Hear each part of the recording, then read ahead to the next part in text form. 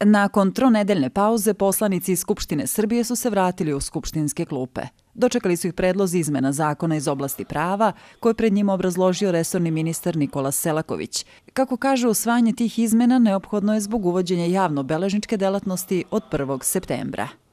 Overa potpisa, rukopisa i prepisa jeste jedna od osnovnih delatnosti javnih beležnika i jeste nešto što će javni beležnici u onim mestima i za ona područja osnovnih sudova gde su imenovani obavljati od 1. septembra zajedno sa sudovima i organima lokalnih samouprava, a od 1. marta naredne godine isključivo javni beležnici. Pitali smo ministra kako ocenjuje kritike opozicije da će građani ubuduće plaćati skuplje sudske takse.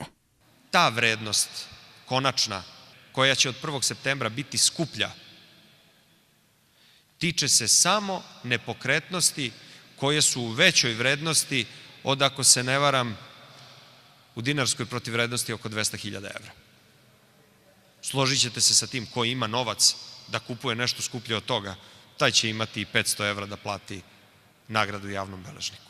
Parlamentarna većina najavljuje podršku zakonima, navodeći da se na taj način postiže veća pravna sigurnost i stvara bolji ambijent za privlačenje investitora. Dva glavna cilja sa ovim zakonima koje se usvajaju, to je da će pravda biti konačno dostupnija građanima, da će beležnici raditi neku drugu vrstu posla i da će takse biti jeftinije za sve građane. Sada javni beležnici i van kancelarija, tamo gde je to neophodno potrebno, mogu te usluge pružati i obavljati svoju delatnost tako što će građanima izlaziti u susret u smislu njihovih zahteva.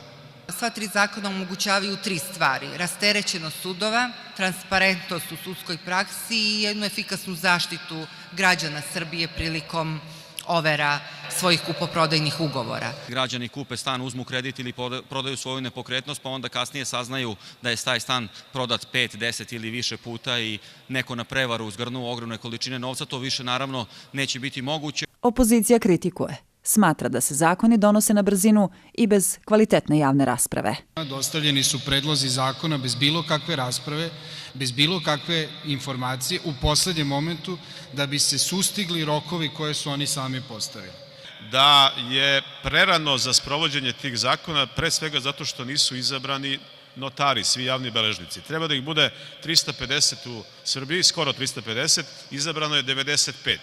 Predviđeno je da izmene predloga pravnih zakona budu usvojene za vikend, a da stupe na snagu ponedeljak 1. septembra, kada sa radom počinju i prvi javni beležnici.